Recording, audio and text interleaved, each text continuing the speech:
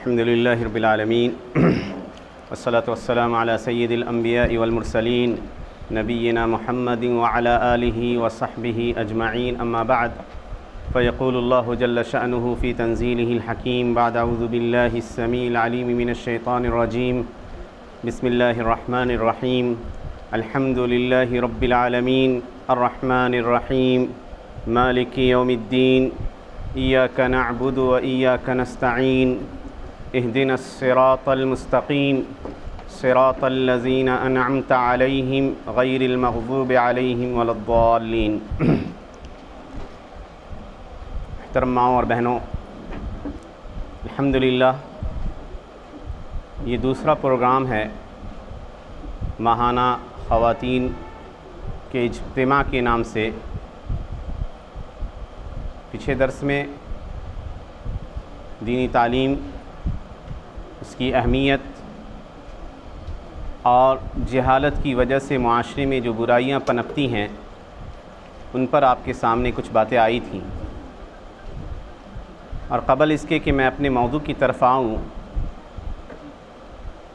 میں یاد دلانا چاہوں گا کہ الحمدللہ موسم کی شدت کے باوجود، گرمی کی شدت کے باوجود اور اپنی ضروریات اور مصروفیات کے باوجود آپ یہاں اکٹھی ہوئیں، صرف اور مقصد یہ ہے کہ دین کی کچھ باتیں سیکھیں تاکہ اللہ سبحانہ و تعالیٰ کی عبادت علم اور بصیرت کی بنیاد پر کر سکیں۔ یہ آپ کا اپنے گھر سے نکلنا ہی گویا جنت کی طرف نکلنے کا ایک راستہ ہوتا ہے۔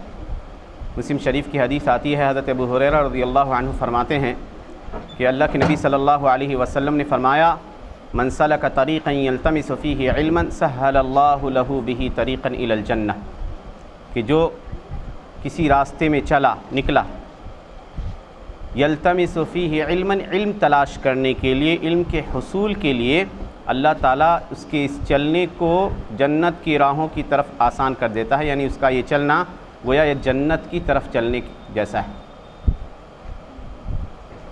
اور بڑی خوش نصیبی ہے ہر اس خاتون کے لیے جو اس مجلس میں شریک ہے۔ اللہ کے نبی صلی اللہ علیہ وسلم فرماتے ہیں کہ ایسی مجلسیں لا یشقی بہم جلیسہم، کہ جس مجلس کے اندر جو بھی حاضر ہوتا ہے وہ کبھی بدبختی کا شکار نہیں ہوتا، بدبختی کا شکار نہیں ہوگا۔ تو گویا سعادت اور خوش نصیبی کی دعا ہے اللہ کے نبی صلی اللہ علیہ وسلم کی جانب سے ہر اس خاتون کے لیے، ہر اس شخص کے لیے جو علم کی مجلس میں صرف اور صرف کتاب اللہ کی کتاب اور نبی صلی اللہ علیہ وسلم کی سنت کی تعلیم حاصل کرنے کے لیے آتے ہیں۔ اور یاد رکھیے کہ بنیادی تعلیم کا حصول ہر مسلمان کے اوپر فرض ہے۔ اور میں نے جو آیت کریمہ تلاوت کی ہے، چونکہ پچھلے درسوں میں بہت ساری باتیں آ گئی تھیں، تو انشاءاللہ اب مسلسل یہ درس بنیادی تعلیمات کے اوپر ہوا کرے گا، جن تعلیمات کی ضرورت ہم میں سے ہر ایک کو درپیش ہوتی ہے زندگی میں۔ تو بحیثیت مسلمان، ایک مسلمان کے لیے دین کی جن باتوں کا جاننا ضروری ہے، انشاءاللہ وہ باتیں انشاءاللہ آپ کے سامنے مسلسل آئیں گی۔ آج کے درس میں ہم شروعات کریں گے، شیخ عبدالعزیز بن باز رحمۃ اللہ علیہ انتہائی عالم اور کہہ دیجئے اللہ کے ان بندوں میں سے گزرے ہیں جن کا امت کے اوپر بڑا احسان رہا ہے۔ انہوں نے ایک کتاب لکھی تھی، الدروس المہمہ لعامۃ الامہ، امت کے لیے اہم دروس، جو امپورٹنٹ لیسنس ہیں وہ عام امت کے لیے۔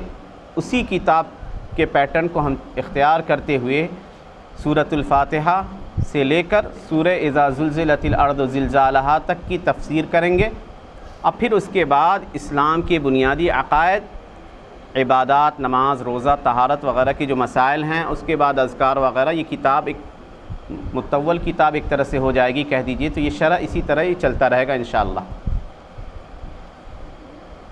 سورۃ الفاتحہ، جس کو میں نے اپنی خطبہ یا کہہ دیجئے کہ ابتدا میں ذکر کیا ہے، اس سورہ کی تلاوت کی ہے، ہم میں سے ہر شخص تقریباً جو دین کی تھوڑی سی بھی شد بد رکھتا ہے اسے یہ سورہ یاد ہوگی۔ اور الحمدللہ جن کو اللہ توفیق دیتے ہیں نماز کی، تو تقریباً دن اور رات میں 17 مرتبہ جو فرائض ادا کرتے ہیں، صرف فرض نماز ہی پڑھتے ہیں، تو 17 مرتبہ دن اور رات میں ہم ہر روز اس سورہ کو پڑھتے ہیں۔ نوافل چھوڑ دیجیے، جو نوافل پڑھتے ہیں الحمدللہ ان کو گنا نہیں جا سکتا۔ تو کیا راز ہے کہ اللہ سبحانہ و تعالیٰ نے نماز جیسی عظیم عبادت میں اس سورہ کو یہ مقام عنایت کیا کہ اس سورہ کو بار بار پڑھا جائے؟ بڑی عظیم صورت ہے، اس سورہ کے بغیر نماز نہیں ہو سکتی۔ چنانچہ مشہور حدیث آتی ہے صحیح بخاری اور مسلم کی، اللہ کے نبی صلی اللہ علیہ وسلم فرماتے ہیں حضرت عبادہ بن صامت رضی اللہ عنہ کے حوالے سے، لا صلاۃ لمن لم یقرأ بفاتحۃ الکتاب، اس شخص کی نماز نہیں ہوگی جو سورہ فاتحہ نہ پڑھے نماز میں۔ اور حضرت عائشہ صدیقہ رضی اللہ عنہ کی حدیث آتی ہے صحیح مسلم کے اندر، اللہ کے نبی صلی اللہ علیہ وسلم فرمایا، من صلی صلاۃ لم یقرأ فیہا بأم القرآن فہی خداج خداج خداج، کہ جو نماز پڑھے اور اس میں سورہ فاتحہ نہ پڑھے تو ایسی نماز ناقص ہے۔ اور خداج عربی زبان میں جانور کے اس بچے کو کہتے ہیں جو وقت سے پہلے پیدا ہو جائے، ناقص الخلقت ہو، جس کا کوئی فائدہ نہ ہو۔ اور صحیح بخاری کے اندر حضرت ابو سعید بن المعلیٰ رضی اللہ عنہ کی ایک حدیث آتی ہے، وہ کہتے ہیں کہ میں مسجد نبوی میں نماز پڑھ رہا تھا، فدعانی رسول اللہ صلی اللہ علیہ وسلم، نبی صلی اللہ علیہ وسلم نے مجھے بلایا، فلم اجب ہو، تو میں نے ان کی پکار پر لبیک نہیں کہا، جواب نہیں دیا کہ یہ سوچ کر کہ میں نماز میں ہوں کیسے جواب دوں۔ جب سلام پھیرا تو اللہ کے نبی صلی اللہ علیہ وسلم کے پاس آیا تو آپ نے کہا کہ میں نے آواز دی تو تم نے کیوں نہیں جواب دیا؟ کہا اللہ کے نبی کنت اصلی، میں نماز پڑھ رہا تھا۔ تو اللہ کے نبی نے کہا الم یقل اللہ استجیبوا للہ وللرسول اذا دعاکم لما یحییکم، کیا اللہ یہ نہیں کہتا کہ اے مومنو اللہ اور اس کے رسول کی پکار پر لبیک کہو جب تمہیں بلائے؟ چنانچہ اللہ کے نبی نے اس کے بعد کہا ان سے، لَأُعَلِّمَنَّكَ أَعْظَمَ سُورَةٍ فِي الْقُرْآنِ قَبْلَ أَن تَخْرُجَ مِنَ الْمَسْجِدِ، مسجد سے نکلنے سے پہلے ابو سعید میں تمہیں قرآن کریم کی سب سے عظیم سورت سکھاؤں گا، ضرور بالضرور۔ چنانچہ وہ کہتے ہیں کہ جب اللہ کے نبی صلی اللہ علیہ وسلم نکلنے لگے تو میں نے ان سے کہا اللہ کے نبی، میرے ہاتھ کو انہوں نے پکڑ رکھا تھا، آپ نے کہا تھا کہ میں تمہیں ضرور بالضرور ایک عظیم سورت سکھاؤں گا مسجد سے نکلنے سے پہلے۔ تو اللہ کے نبی نے کہا ہاں یہ سورۃ الفاتحہ ہے، یہ السبع المثانی والقرآن العظیم الذی اوتیتہ، یہ سورہ فاتحہ ہے، یہ 7 آیات ہیں جن کو بار بار ریپیٹ کیا جاتا ہے، دہرایا جاتا ہے، اور یہ قرآن عظیم ہے، گویا قرآن کریم کا خلاصہ اس سورت کے اندر موجود ہے۔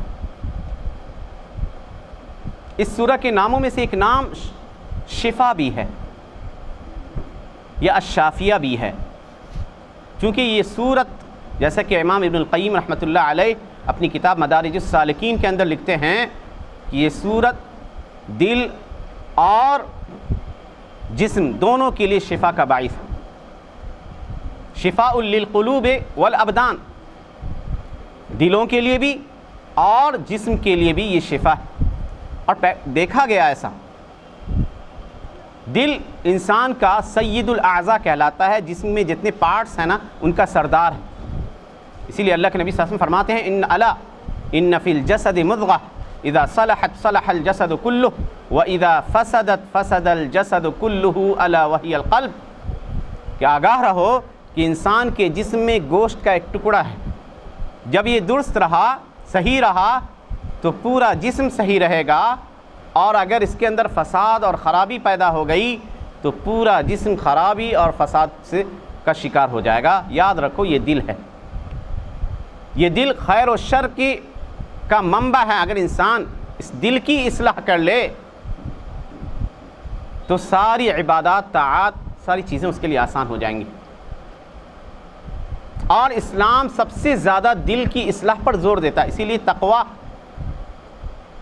کا مرکز قرار دیا اللہ کے نبی نے دل کو کہا التقوی ہا ہونا واشار بیدہ الی صدرہ، تقوی یہاں ہے اور اپنے سینے کی طرف اپنے اشارہ کیا. تو دلوں کی اصلاح کے لیے بھی یہ سورت شفا ہے، اور جسمانی امراض میں بھی شفا ہے. لیکن کن لوگوں کے لیے؟ جن کے اندر یقین ہو، جن کے اندر اللہ کے اوپر اعتماد اور بھروسہ ہو، ان کے لیے یہ سورت شفا ہے. چنانچہ ابن القیم لکھتے ہیں اسی کتاب زاد المعاد کے اندر لکھتے ہیں کہ میں مکہ میں رہتا تھا زمانے تک، اور شدید بیمار ہو جاتا، اتنے پیسے نہیں تھے علاج و معالجہ کے لیے، تو میں زمزم کا پانی لیتا اور اس کے اوپر سورہ فاتحہ کثرت سے پڑھتا اور پی لیتا. اللہ سبحانہ وتعالیٰ ان ساری بیماریوں کو دور کر دیتا. یہ سورت رقیہ بھی ہے، یعنی شر اور بچھو، سانپ، اس طرح کی چیزوں سے کہ ڈنک سے نجات کا ذریعہ بھی ہے. سحر، حسد، اس طرح کی چیزوں سے بھی نجات کا ذریعہ ہے. چنانچہ حضرت ابو سعید الخدری رضی اللہ عنہ کی حدیث آتی ہے بخاری شریف کے اندر کہ صحابہ کرام کا ایک وفد ایک جماعت جا رہی تھی سفر میں، تو ان کے یہاں ایک دستور چلا آ رہا تھا کہ جب بھی کوئی جماعت کسی علاقے سے، کسی قبیلے کے پاس سے وہ لوگ گزرتے تو وہ قبیلہ والے ان کی ضیافت کرتے، مہمان نوازی کیا کرتے تھے. چنانچہ ان کا گزر ایک قوم سے ہوا، انہوں نے ان کی مہمان نوازی نہ کی. یہ لوگ بھوکے تھے، طلب بھی کیا تو انکار کر دیا. اللہ کا کرنا ایسا ہوا کہ اس قبیلے کے سردار کو بچھو نے ڈنک مار لیا، ڈس لیا. سارا جتن انہوں نے کر لیا، ساری کوششیں کر لی کسی طرح ٹھیک ہو جائے، اس کی کیفیت ٹھیک ہونے کا نام نہیں لے رہے تھے. تو وہ لوگ اخیر میں ہار مان کر آپس میں مشورہ کیا کہ اب کوئی راستہ نہ بچا تو چلا جائے انہی لوگوں کی طرف جو وہاں پہ مقیم ہیں صحرا میں، اور ان سے کہا جائے کہ تمہارے پاس کوئی علاج ہے، کوئی طریقہ ہے جس سے بچھو کا ڈنک دور ہو سکے. چنانچہ وہ لوگ آئے اور کہا کہ ہمارے سردار کو بچھو نے کاٹ لیا ہے، کیا تم میں سے کوئی شخص ہے جو رقیہ کرنا جانتا ہو، جھاڑنا جانتا ہو، تاکہ وہ اثر دور ہو سکے زہر کا؟ تو ایک صحابی اٹھے، انہوں نے کہا ہاں میں جانتا ہوں، لیکن تم لوگوں نے ہماری مہمان نوازی نہ کی تھی، اب ہم شرط لگاتے ہیں کہ تم اتنی بکریاں، ایک مخصوص تعداد انہوں نے ذکر کی کہ اتنی بکریاں ہمیں دو گے تو ہم جھاڑیں گے اور جس کی عوض میں وہ ٹھیک ہو جائے گا. چنانچہ انہوں نے وعدہ کیا. وہ صحابی گئے اور انہوں نے اس شخص کے اوپر سورہ فاتحہ کو پڑھا اور مسلسل اس پر دم کرتے رہے یہاں تک کہ وہ شخص ٹھیک ہو گیا. حدیث کے الفاظ ہے کأنما انشط من العقال، گویا بندھن سے اس کو آزاد کر دیا گیا. تو یہ سورت رقیہ بھی ہے. اس کا نام قرآن نے کہا السبع المثانی، وہ 7 آیات جو بار بار دہرائی جاتی ہیں. تو یہ انتہائی عظیم ترین سورت ہے قرآن کریم کی، اور اتنے فضائل ہیں اس کے اندر. قرآن کریم کا پورا خلاصہ کہہ دیجئے اس سورت کے اندر چھپا ہے. اب ہم شروع کرتے ہیں. اللہ کہتا ہے الحمدللہ رب العالمین. ساری تعریف، الحمد کہتے ہیں استغراق کے لیے آتے، اس کے مطلب ساری تعریف کی جتنی قسم ہو سکتی ہے وہ صرف اللہ کے لیے. اللہ کون ہے؟ اللہ کا مطلب کیا ہے؟ اللہ بنا ہے الہ سے. الہ کا مطلب ہوتا ہے معبود، جس کی عبادت کی جائے. عبادت کی جائے اس کی محبت میں، اس کے خوف میں، اس کی عظمت اور کبریائی کا خیال کرتے ہوئے. الذی تألہہ القلوب محبتا وخوفا ورجاء وعظمتا، کہ دل جس کی بندگی میں سرشار ہو جائے، جس کی محبت میں سرشار ہو جائے. تو جب انسان ہر جگہ سے مایوس ہو جاتا ہے تو اللہ سبحانہ تعالیٰ کی طرف پلٹتا ہے. دنیا کی ساری مخلوقات اللہ کی طرف پلٹتی ہے. تو اللہ کا مطلب ہوا جس کی عبادت کی جائے. ذالک بأن اللہ هو الحق، یہ اللہ ہی معبود برحق ہے. وأن ما يدعون من دونه الباطل، اور اللہ کے علاوہ جن کی بھی عبادت لوگ کرتے ہیں وہ سب باطل. یہ اللہ کا ذاتی نام ہے. اسی لیے جب ہم نماز میں شروع کرتے ہیں تو اللہ اکبر کہتے ہیں کہ یعنی اللہ سب سے بڑا ہے. ایسا نہیں کرتے کہ الرحمن و اکبر، رحمان سب سے بڑا ہے، الرحیم و اکبر، یا اللہ کے دوسرے صفات یا دوسرے نام کا حوالہ دیتے، نہیں، اللہ کہتے ہیں، کیونکہ اللہ ذاتی نام اللہ سبحانہ و تعالیٰ کا۔ آگے اللہ نے کہا رب العالمین، جو تمام جہانوں کا رب ہے۔ رب کا مطلب ہوتا ہے الخالق، الرازق، المالک، المتصرف، المحیی، الممیت، القابض، الباسط، المعز، المذل، المدبر للکون، جو پیدا کرنے والا ہے۔ رب کا مطلب دیکھیے کتنا گہرا ہے۔ کہا جو پیدا کرنے والا ہے، جو روزی دینے والا ہے۔ رزق کی ساری قسمیں، ہمارے ہاں روزی کا مطلب صرف ہوتا ہے کھانے پینے کی چیزیں، یہ غلط مفہوم ہے۔ آپ صحت سے ہیں، یہ بڑی روزی ہے، بہت بڑا رزق ہے۔ امن سے ہیں، یہ اس سے بھی بڑی روزی ہے۔ اللہ نے کہا العالمین، تمام جہانوں کا۔ تو انسانوں کی جہان الگ ہے، جنوں کا الگ ہے، شیاطین کے الگ ہیں، پرندوں، مچھلیاں، جتنی بھی مخلوقات ہیں سب کی الگ الگ دنیا ہے۔ اور ان تمام جہانوں میں، تمام دنیا کے اندر جتنی بھی مخلوقات بستی ہیں، ان سب کا رب اللہ سبحانہ وتعالی ہے۔ جب ہم یہ مفہوم سمجھیں گے کہ اللہ رب ہے، یعنی جس نے پیدا کیا وہ ہماری روزی روٹی کا ذمہ دار ہے، تو ہمیں روزی روٹی کے لیے فکر مند ہونے کی ضرورت نہیں ہوگی۔ کبھی پریشانی آئی تو وہ ہماری پریشانیوں کو ہم سے زیادہ جانتا ہے۔ وہ پریشانی کبھی خیر کے لیے کا باعث بھی ہوا کرتی ہے۔ جب انسان صبر کرے ان پریشانیوں کے اوپر تو ہو سکتا ہے اللہ خیر کے بڑے دروازے کو اس کے لیے کھول دے۔ وہ شہنشاہوں کا شہنشاہ ہے۔ قل اللہم مالک الملک تؤتی الملک من تشاء وتنزع الملک ممن تشاء، کہہ دیجئے اللہ تو بادشاہوں کا بادشاہ، جسے چاہتا ہے بادشاہت دے دیتا ہے، جسے چاہتا ہے بادشاہت کو چھین لیتا ہے۔ وتعز من تشاء وتذل من تشاء، جسے چاہتا ہے عزت دیتا ہے، جسے چاہتا ہے ذلت دیتا ہے۔ تو ساری دنیا مل کر بھی اگر کسی شخص کو ذلیل کرنا چاہے اور اللہ اس کو عزت دینا چاہے تو اللہ کے نزدیک وہ شخص عزیز اور غالب ہوگا، دنیا کی لاکھ چاہنے کے باوجود۔ تو جب آپ پڑھتے ہیں الحمدللہ رب العالمین تو یہ سارے معانی آپ کے ذہن میں ہونے چاہیے کہ آپ تعریف بیان کر رہی ہیں اس اللہ سبحانہ و تعالی کی، جو اللہ معبود برحق ہے، سچا معبود ہے، جس کی عبادت، اس کی محبت، اس کی تعظیم، اس کی خشیت، اس کی کبریائی کے ساتھ ہونی چاہیے، جو رب ہے۔ اور رب کا مفہوم ہم نے بتایا کہ جو پیدا کرنے والا ہے، روزی دینے والا ہے، جو مالک ہے، جو عزت دینے والا ہے، جو ذلت دینے والا ہے، جو اس پوری کائنات کے اندر بسنے والی ہر مخلوق کی روزی، معیشت اور اس کی زندگی کی ضروریات کی تکمیل میں لگا رہتا ہے۔ یدبر الامر من السماء الى الارض، جو آسمان سے زمین تک امور معاملات کی تدبیر کرتا رہتا ہے۔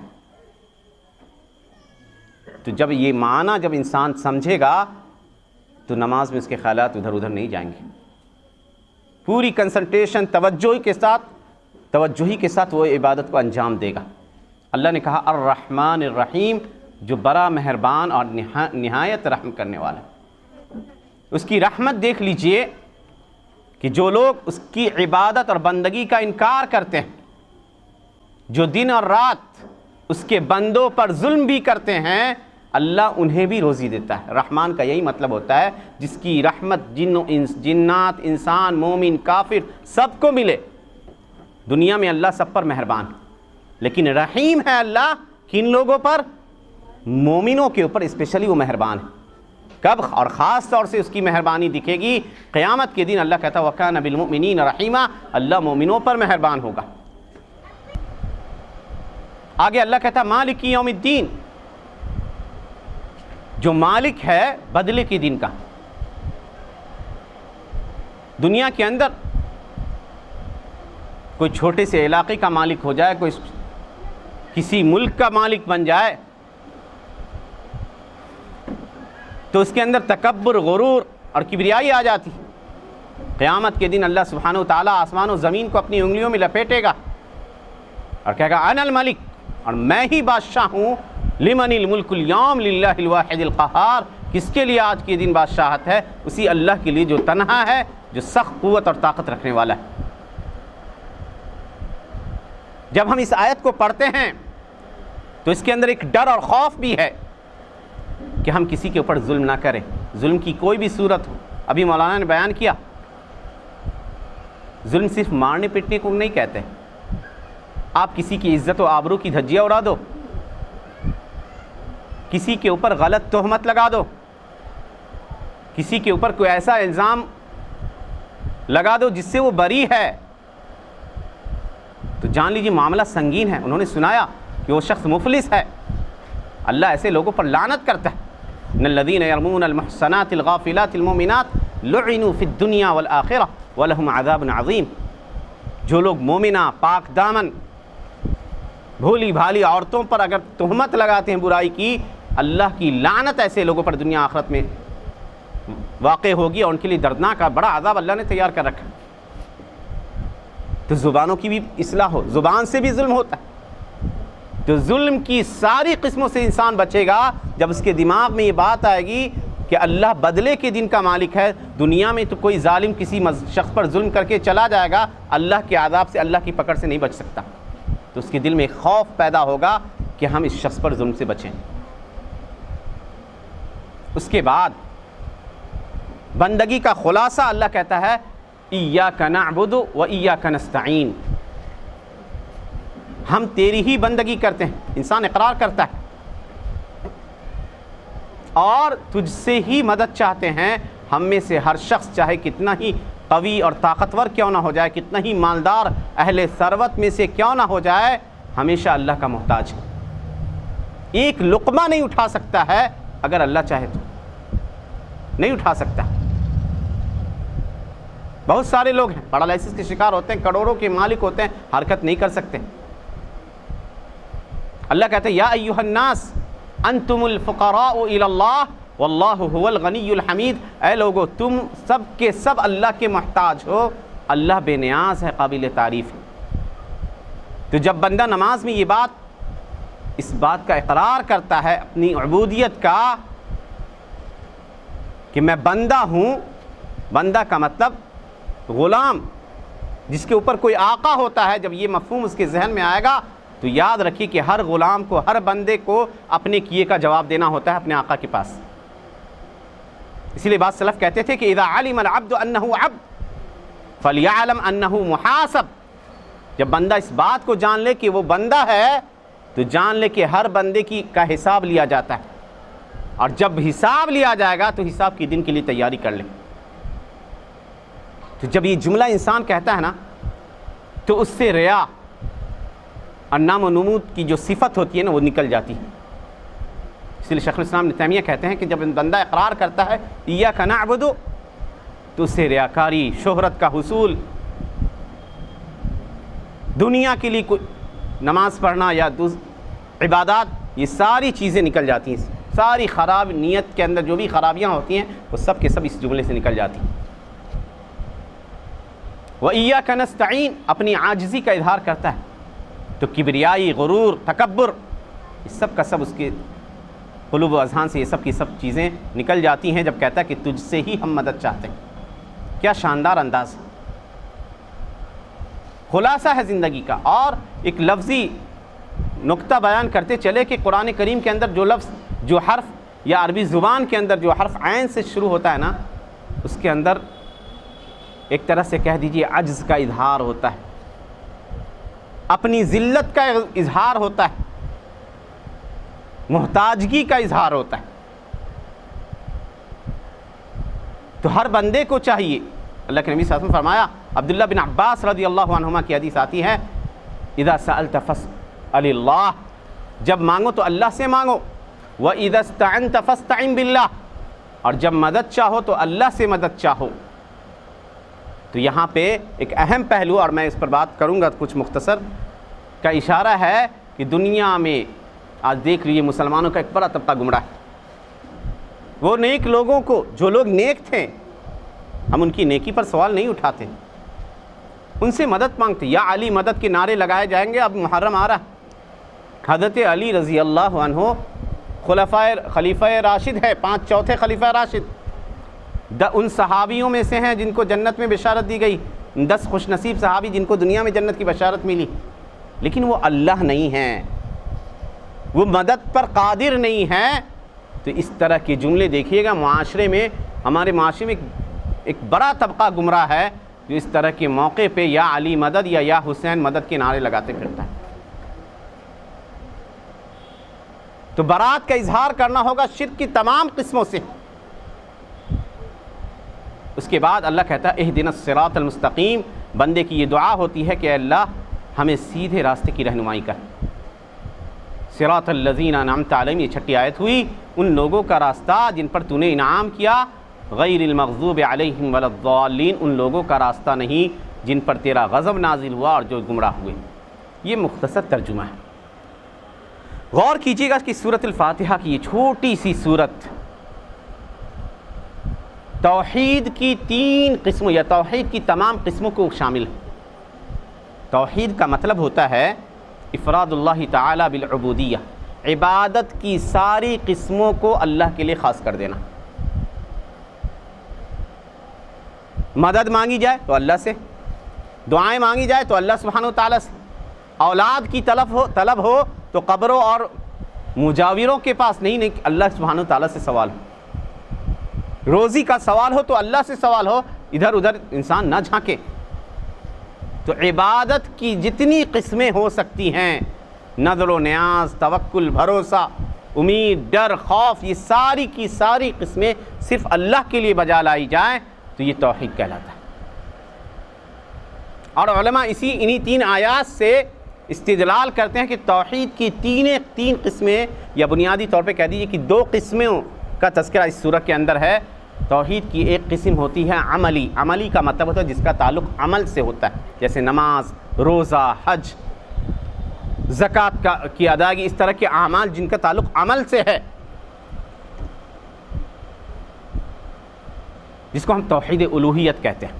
یعنی عبادت میں اللہ کو ایک جانا جائے. اور یہ مقصد ہے انسان کی خلقت کا, جیسے کہ مولانا نے ذکر کیا سورہ ذاریات کی وہ مشہور آیت, اللہ کہتا ہے وَمَا خَلَقْتُ الْجِنَّ وَالْإِنسَ إِلَّا لِيَعْبُدُونَ, میں نے جنات اور انسان کو اپنی عبادت اور بندگی کے لیے ہی پیدا کیا کہ وہ مجھے ایک جانے. إِلَّا لِيَعْبُدُونَ أَيْ لِيُوحِدُونَ, تاکہ وہ اپنی عبادت میں مجھے ایک سمجھیں, میرے ساتھ کسی اور کو شریک نہ ٹھہرائیں. کسی انسان کی عبادت میں کوئی اور داخل ہو جائے, کسی اور کے لیے وہ نماز پڑھ رہا ہے, کسی اور کو دکھانے کے لیے کر رہا ہے, تو اللہ اس کی عبادت کو اسی پر لوٹا دیتا ہے. مسلم شریف کی حدیث آتی ہے, اللہ کے نبی صلی اللہ علیہ وسلم نے فرمایا کہ اللہ تعالیٰ کہتا ہے انا اغنى الشركاء عن الشرك من عمل عملا اشرك فيه معي غيري تركته وشركه, کہ میں شرکا پارٹنرز میں سب سے زیادہ بے نیاز ہوں جو کوئی عمل کرے اور اس عمل میں میرے ساتھ کسی اور کو شامل کر لے. نماز پڑھ رہا کہ فلاں صاحب دیکھ لیں گے تو بڑے خوش ہوں گے, ہماری تعریف کریں گے, تو اللہ کہتا ہے کہ میں اس عبادت کو اور اس کے شرک کو چھوڑ دیتا ہوں. یعنی اس کی طرف کوئی توجہ اللہ سبحانہ تعالیٰ کی نہیں ہوتی. اتنی خطرناک چیز ہے یہ شرک کہ اللہ کے نبی صلی اللہ علیہ وسلم سے کہا گیا وَلَقَدْ أُوحِيَ إِلَيْكَ وَإِلَى الَّذِينَ مِن قَبْلِكَ لَإِنْ أَشْرَكْتَ لَيَحْبَطَنَّ عَمَلُكَ وَلَتَكُونَنَّ مِنَ الْخَاسِرِينَ, کہ اے نبی آپ کی طرف یہ بات وحی کی گئی اور آپ سے پہلے کے نبیوں کو بھی یہ بتا دیا گیا کہ اگر آپ شرک کرو گے تو آپ کے سارے اعمال برباد ہو جائیں گے اور آپ ضرور بھی ضرور گھاٹے اٹھانے والوں میں سے ہو جائیں گے. تو اگر کوئی انسان علی رضی اللہ عنہ کی سے مدد بھی طلب کرتا ہے, کوئی معین الدین چشتی کو کہتا ہے کہ داتا ہے یا غریب نواز ہے, نوازنے والے ہیں, نوازنے والی ذات اللہ کی ہے, کوئی کسی کو داتا گنج بخش, کسی کو دستگیر, کسی کو اولاد دینے والا, اس طرح کی چیزوں کا اعتقاد رکھتا ہے اور پھر اللہ کی بھی عبادت کرتا ہے, تو اس کی ساری عبادتیں بیکار ہو جائیں گی. وَقَدِمْنَا إِلَى مَا عَمِلُوا مِنْ عَمَلٍ فَجَعَلْنَاهُ هَبَاءً مَنْثُورًا, انہوں نے جو بھی عمل کیا ہوگا ان سارے عمل کو اللہ سبحانہ وتعالیٰ ریت کے ذروں کی طرح اڑا دے گا. تو یہ توحید عملی ہے جس میں ہم کہتے ہیں کہ عبادت کی ساری قسموں کو اللہ کے لیے خالص کیا جائے. توحید کی دوسری قسم جو اسی صورت کے اندر بیان آئی ہے, بیان جس کا آیا ہے وہ ہے توحید علمی، یعنی معرفت حاصل کی جائے. کس چیز کی؟ اللہ کہتا ہے اللہ الذی خلق سبع سماوات ومن الارض مثلہن لتعلموا ان اللہ علی کل شیء قدیر وان اللہ قد احاط بکل شیء علما. بڑی عظیم الشان آیت ہے. ایک طرف اللہ نے ذکر کیا کہ میں نے جنات اور انسان کو اپنی تخلیق، اپنی عبادت اور وحدانیت کے لیے پیدا کیا، تو دوسری طرف اللہ کہتا ہے کہ اس کائنات کو میں نے کیوں پیدا کیا؟ اللہ کہتا ہے اللہ ہی ہے جس نے اس 7 آسمان اور 7 زمین بنائے. بہت زمانے تک سائنسداں پریشان رہے کہ 7 زمین یا سے مراد کیا ہے، 7 لیئرس آف ارتھ یا کیا چیز ہیں، اللہ سبحانہ وتعالیٰ زیادہ جانتے ہیں. کہا تاکہ تم جان لو، لتعلموا، تاکہ تم جان لو کہ اللہ سبحانہ وتعالیٰ ہر چیز پر قادر ہے اور اس نے ہر چیز کو اپنے علم کے احاطے میں لے رکھا ہے. تو توحید علمی کا مطلب ہوتا ہے کہ اللہ کے رب ہونے کا علم حاصل کیا جائے. اللہ رب ہے، اور رب کا مطلب ابھی ہم نے بتایا کہ وہ پیدا کرنے والا ہے، روزی دینے والا ہے، مالک ہے، وہ عزت دینے والا ہے، وہ ذلت دینے والا ہے، وہی سربلندی عطا کرتا ہے، وہی کسی قوم کو ذلیل کر دیتا ہے، وہی زندہ کرنے والا ہے، وہی مارنے والا ہے، وہی اس کائنات کے اندر ساری چیزوں کی تدبیر کرنے والا ہے. یہ مطلب ہوتا ہے رب کا. تو توحید ربوبیت کا اقرار کیا جائے کہ اللہ سبحانہ وتعالیٰ رب ہے. اور تیسری قسم کے یا توحید علمی کا ہی دوسرا پارٹ ہے کہ اللہ سبحانہ وتعالیٰ کے اچھے اچھے نام اور اعلیٰ صفات ہے بلند و بالا، ان کی معرفت حاصل کی جائے. تو جب انسان محتاج ہے، کوئی سوال کرنا چاہتا ہے، روزی حاصل مانگنا چاہتا ہے، تو اللہ کو اس کی ان ناموں کا حوالہ دے کہ اللہ تو رزاق ہے، تو رازق ہے، روزی دینے والا ہے، تو منان ہے، احسان کرنے والا ہے، تو معطی ہے، دینے والا ہے، تو وہاب ہے، عطا کرنے والا ہے. تو اللہ کو یہ بات بہت پسند ہے کہ بندے اللہ کے ان اسماء، ان ناموں کا حوالہ اسے دے جو اللہ نے اپنے لیے بیان کیے. قرآن کریم کے اندر بے شمار آیات ہیں اس موضوع پر. هو اللہ الذی لا الہ الا هو عالم الغیب والشہادۃ هو الرحمن الرحیم. وہی اللہ ہے، اس کے علاوہ کوئی معبود برحق نہیں، جو غیب اور حاضر کی ساری باتوں کو جاننے والا ہے، جو بڑا مہربان انتہائی رحم کرنے والا ہے. هو اللہ الذی لا الہ الا هو الملک القدوس، جو بادشاہ ہے، جو قدوس، ہر عیب اور نقص سے پاک ہے. السلام، جو سلامتی عطا کرنے والا ہے. المؤمن، جو یقین اور ایمان سے نوازنے والا ہے. المہیمن، جو ہر چیز پر نگہبان ہے. الجبار، جو انتہائی قوت اور جبر رکھنے والا ہے. جو عزیز ہے، جو غالب ہے. سبحان اللہ عما یشرکون. لوگ اللہ سبحانہ وتعالیٰ لوگوں کی شرک پرستیوں سے بیزار ہے، پاک ہے، بلند ہے. جو پیدا کرنے والا ہے، جو بغیر کسی مالک کے، الخالق، البارئ، المصور، جو صورت انسان کی صورت بنانے والا ہے، جس کے لیے آسمان و زمین کی بادشاہت ہے، وہ انتہائی غالب و حکمت والا ہے. تو اللہ کے ان ناموں کی معرفت حاصل کر دی جائے، گویا انسان کی زندگی کا خلاصہ ہے. وقت تنگ ہے، بہت ساری باتیں رہ گئی ہیں اس سورہ کے تعلق سے. انشاءاللہ میں ان باتوں کو اگلے درس میں پورا کرنے کی کوشش کروں گا. اور آج کئی ایک سوالات آئے ہیں، تقریباً 10 سوالات ہیں، ان میں سے 5 سوال کا انشاءاللہ اس درس میں ہم جواب دینے کی کوشش کریں گے. سوالات کے جواب. پہلا سوال ہے کہ میں کہیں باہر رہتی ہوں، وہاں بھی درس ہوا کرتے ہیں، لیکن فضائل اعمال وغیرہ کے وہ سن کے ہم کنفیوژن میں آ جاتے ہیں. ایسی حالت میں ہم کیا کریں؟ وہاں جائیں درس سننے کے لیے یا نہیں؟ دیکھیے، پہلی چیز یہ ہے کہ یہ ہماری یا مسلمانوں کی کہہ دیجئے کہ بدنصیبی ہے کہ مسلمانوں کا ایک بڑا طبقہ قرآن و سنت سے دور ہونے کی وجہ سے ایسی چیزوں میں مبتلا ہو گیا ہے جن چیزوں کا تعلق کہہ دیجیے کلیئرلی دین سے نہیں. ان کے اندر اخلاص ہے، ہو سکتا ہے وہ مخلص ہیں، وہ چاہتے ہیں اصلاح کریں، لیکن آگے بات آ رہی تھی کہ ان کا طریقہ غلط ہے. اس کتاب کے اندر، جس کتاب کا آپ نے حوالہ دیا ہے، بہت ساری ایسی باتیں یا ایسی روایات یا ایسے قصے ہیں جو من گھڑت کہہ دیجئے، موضوع کہہ دیجئے، جن کو وضع کیا گیا ہے، گڑھ لیا گیا. تو جو سب سے اہم چیز ہے وہ قرآن و سنت کا علم حاصل کیجیے، چاہے وہ جہاں ہو، 2-4 آدمی بھی وہاں اگر موجود ہیں تو اس قرآن و سنت کا علم حاصل کیجیے.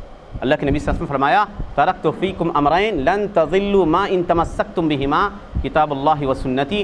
2 چیزیں چھوڑے جا رہا ہوں، جب تک ان 2 چیزوں کو مضبوطی سے تھامے رکھو گے کبھی گمراہ نہ ہوگے، اللہ کی کتاب اور میری سنت.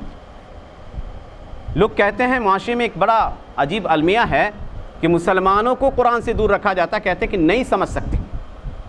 آپ یورپ میں چلے جائیں، صرف 2 سال کے اندر فلسطین وار شروع ہوا، اس کے بعد سے اسلام قبول کرنے والوں کی تعداد لاکھوں میں چلی گئی ہے، 400 گنا کی فیصد کہہ دیجئے زیادہ ہو گیا پہلے اس کے مقابلے میں، اور ان میں بھی بڑی تعداد خواتین کی ہے۔ وہ کس زبان میں قرآن پڑھ رہی؟ وہ انگلش میں پڑھ رہی۔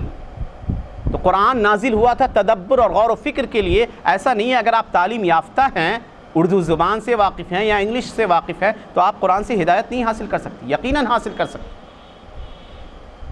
اللہ نے کہا وَلَقَدْ يَسَّرْنَا الْقُرْآنَ لِلذِّكْرِ فَهَلْ مِن مُدَّكِرٍ، ہم نے قرآن کو سمجھنے کے لیے آسان کر دیا تو ہے کوئی جو نصیحت حاصل کرے۔ تو قرآن کریم آپ کے پاس ہے، تفسیر کی بہت ساری اچھی اچھی کتابیں آج آپ کو پلے اسٹور پہ مل جائیں گی وہ کتابیں۔ آپ تفسیر احسن البیان ڈاؤن لوڈ کر سکتی ہیں، تفسیر تیسیر الکریم الرحمن اردو میں پڑھنا چاہیں تو ڈاؤن لوڈ کر سکتی ہیں۔ اسی طرح سعودی عرب سے تفسیریں آئی ہیں کچھ، وہ ڈاؤن لوڈ کر سکتی ہیں۔ انگلش میں پڑھنا چاہتی ہیں تو عبدالکریم اپاریخ کی یا دوسرے لوگوں کی جو اچھی، محمد پختال کی یا محمد یوسف کی، اس طرح کی بہت ساری انگلش میں بھی تفسیریں آئی ہیں جن کی مدد سے آپ قرآن کے معانی کو سمجھ سکتی ہیں۔ علماء کے بہت سارے علماء کے بیانات ہیں جو قرآن و سنت کی روشنی میں اپنی باتیں کرتے ہیں، ادھر ادھر ڈائیورٹ ہونے کی ضرورت نہیں۔ تو ایسی مجلسیں جہاں کنفیوژن پیدا ہو، دین کی باتیں کلیئر نہ ہو، تو ان سے اوائڈ کیا جائے، یہی میرا مشورہ ہے۔ دوسرا سوال یہ ہے کہ کہا جاتا ہے کہ عورتوں کو دائرے میں رہ کر کچھ کرنا چاہیے۔ میرا سوال یہ ہے کہ عورتوں کا دائرہ کیا ہے؟ آپ جب خواتین صحابیات کی تاریخ پڑھیے گا تو وہ اپنے دائرے میں رہ کر ہی کام کرتی تھی۔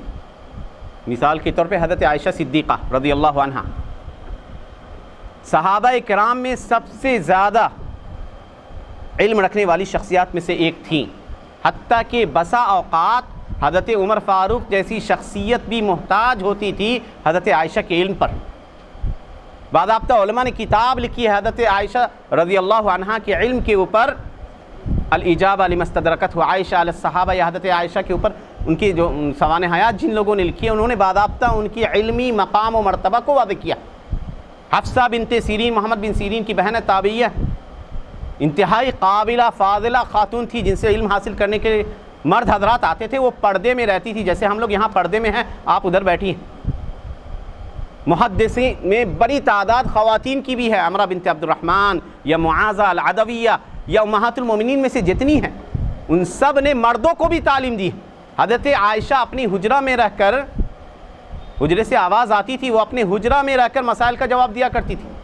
صحابہ ان کے حجرے کے پاس آ کر گفتگو کرتے اور کہتے تھے کہ ام المومنین اگر ہم سے کہیں پہ کوئی غلطی ہو جائے تو اصلاح کر دیجیے گا۔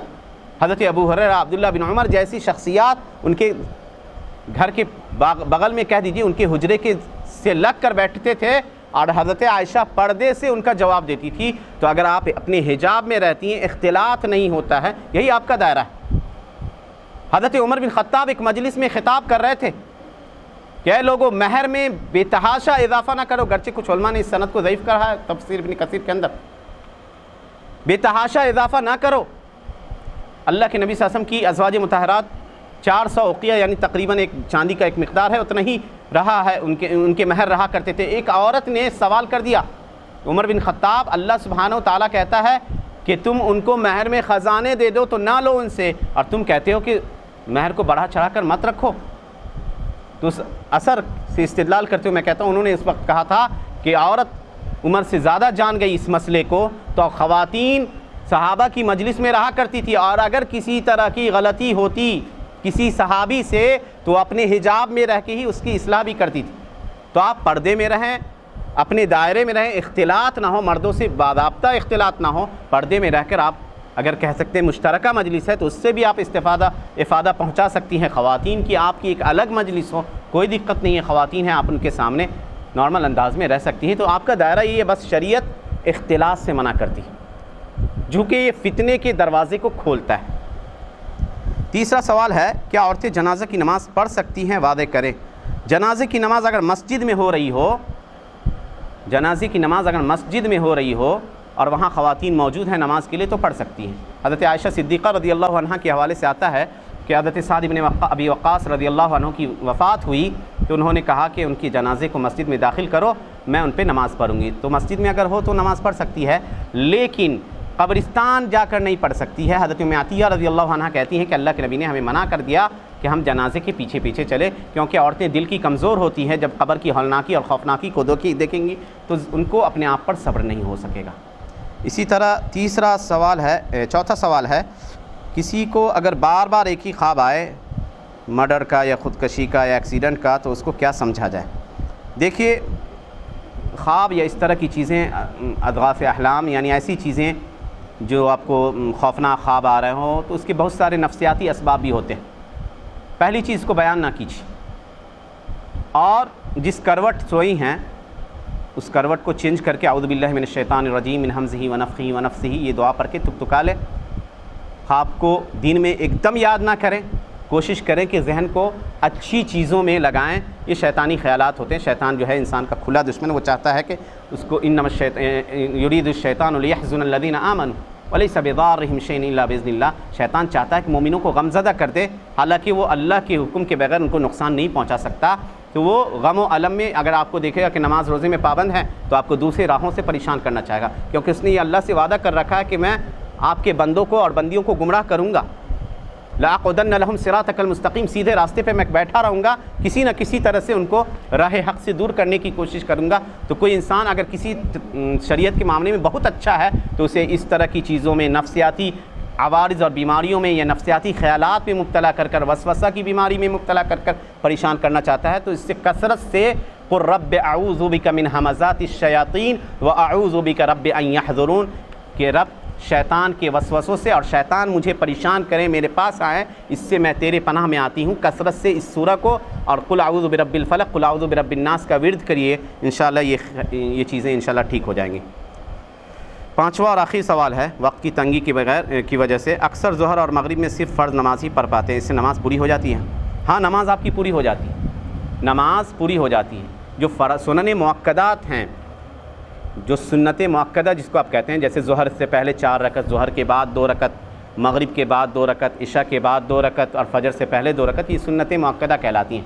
حضرت ام حبیبہ رضی اللہ عنہ کہتی ہے کہ نبی صلی اللہ علیہ وسلم فرمایا کہ من صلی 12 رکعۃ فی یوم ولیلہ، جو ایک دن اور ایک رات میں 12 رکعت پڑھے نفل سنت مؤکدہ، اللہ تعالیٰ ان 12 رکعت کے عوض میں اس کے لیے جنت میں گھر بنائے گا۔